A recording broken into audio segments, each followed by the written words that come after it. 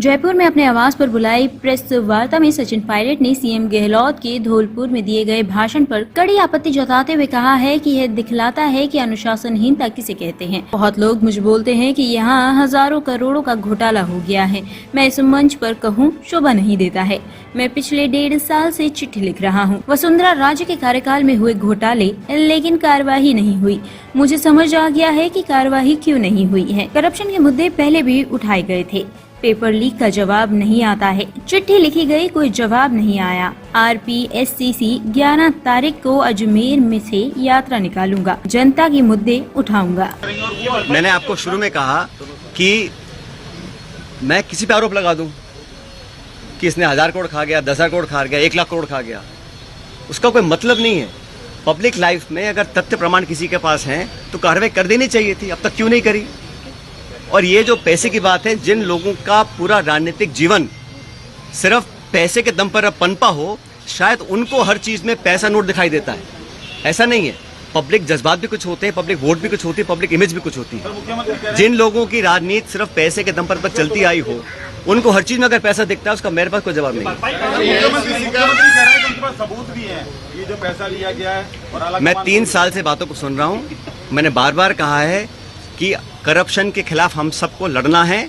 अगर किसी पे कार्रवाई करनी तो कर देनी चाहिए थी। इंतजार किस बात का है। और जिन लोगों पे आरोप लगा रहे हैं, समझना चाहिए उनकी 30, 40, 50 साल की राजनीति है।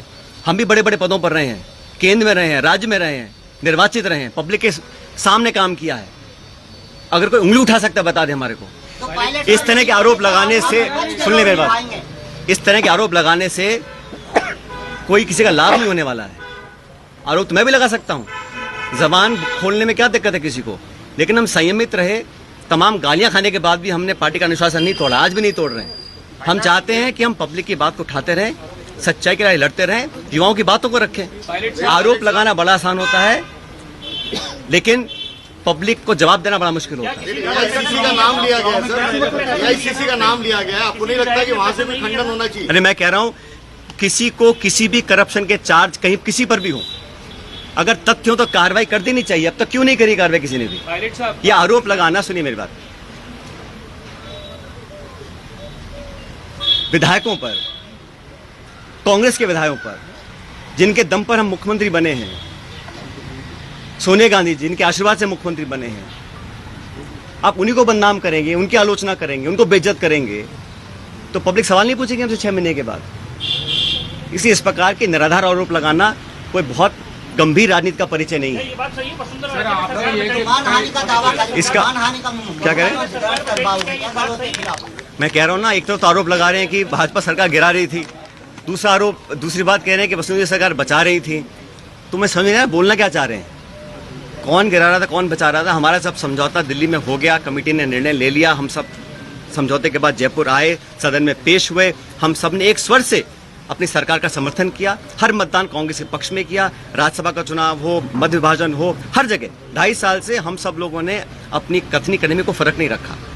मैं तमाम अपनी आलोचना सुनने के बाद जो मुझे कहा आप सब जानते हैं। मैं भी तर्क दे सकता था, जवाब दे सकता था, लेकिन मैंने अनुशासन में रहा। मुझे पार्टी की चिंता है, सरकार की चिंता है, इसलिए मैंने बोला नहीं।